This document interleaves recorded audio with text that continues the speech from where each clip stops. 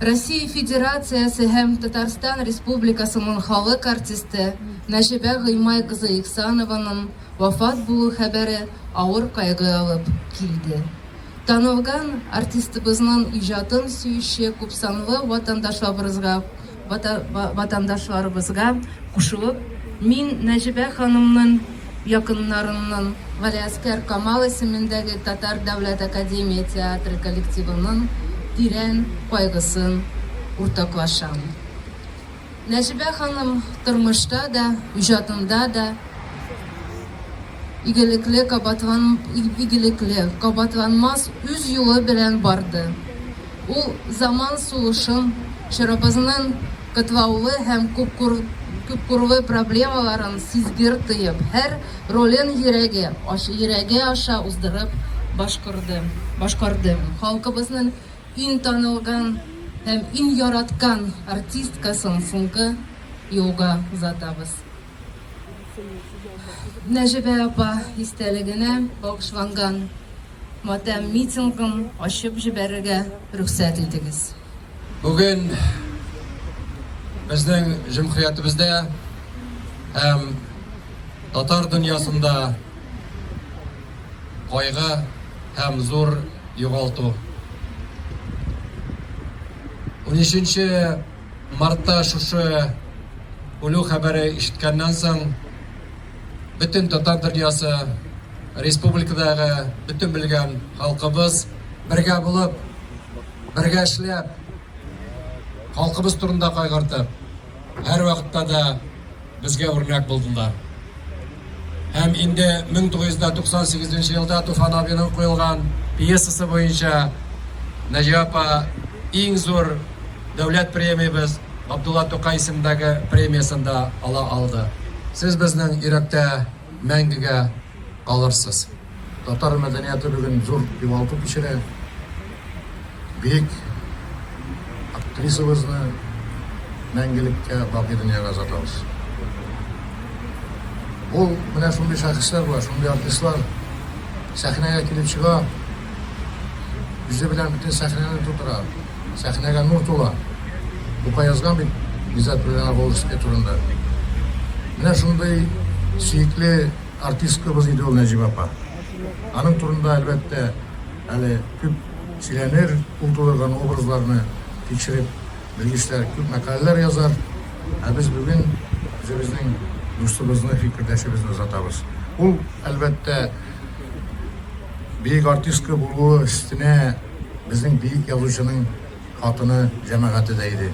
Газиз милләттәшләрем, минем авылдашым Нәҗибә Ихсановны соңгы юлга озатканда шушлай зурлап, хөрмәт итеп килүегез өчен барыгызга да шиксез рәхмәт әйтәм. Нәҗибәнең нинди рольләр уйнавы турында инде сөйләделәр, мин кабатлап тормыйм. Мин бары тик шуны гына әйтәм.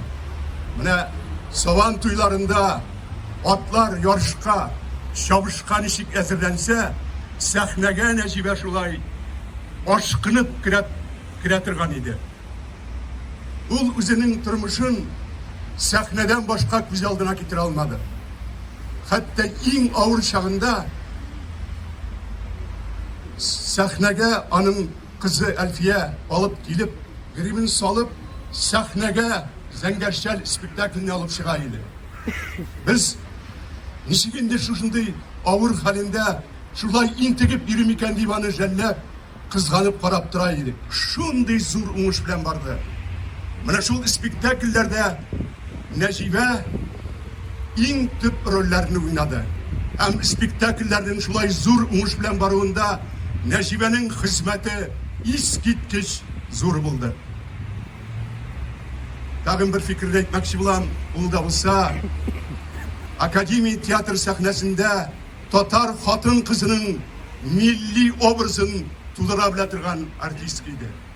Сүздә юк. Аның исеме татар театр тарихында мәңгегә калачак. Минем өчен Нәҗибә барсыннан да иң якын кеше иде. Ул минем сердәшем иде. Ул миңа яшәргә көч бирә иде. Аның рухы бик көчле иде. Onun bilen biz şakti ömür birge, hatta bir bölmede birge oturup, birge grimler salıp, birge sırlaşıp, birbirimizden kış alıp yaşadık. Necibe benim için urnaydı. Necibe benim için her vakit benim könlümde unutulmayacak. Ey ömür, bigre kıska ömür. Kişinin ömrün cihanda atılgan yıldızlar gat inliler. Birevlerinin ömrü işsizgine yugala. Birevlerinin ömrü özünün yoktuluğu bilen, özünün rakati bilen, kişilerge turmuşka bulgan mehabbeti bilen ayrılıp dura. Mine şuşunday uluk yıldızımızını, büyük şahsimizni, özümüzün yoktaşımızını biz bugün soңғы yolga uzatırga dip keldik. Min şın көңелемнән барлык халыкның тагын бер кат тирән кайгысын уртаклашам. Ходай Тәгалә барыгызга да исәнлек, саулык бирсен. Шушындый матур тормышта bir-birimizning qadrin bilib, şuшы матур җәмгыятьнең рәхәтлеген туеп, şükrene kılıp, bir-birimizga rahmetli bulup, әле uzak itip, матур itip yaşarga nasip bulsun idi. Әни қашанdır Қазанға yalan ayak келіп кірген татар қызы. Міне бүгін yalan ayak әби болып жер қойнында ятырға әзірленем. Мен шушы минутта аның гүл әйтіп келген сөздерін еске түсіресім келеді. Ол айтады, біздің тамашашыдан да яхшырап тамашашы dünyada yok. Аларның һәрберсен кочаклап сөяргә кирәк дияйди. Рәхмәт сезгә, әнинең тамашачылары, шушылай җыелып килгәнегез өчен.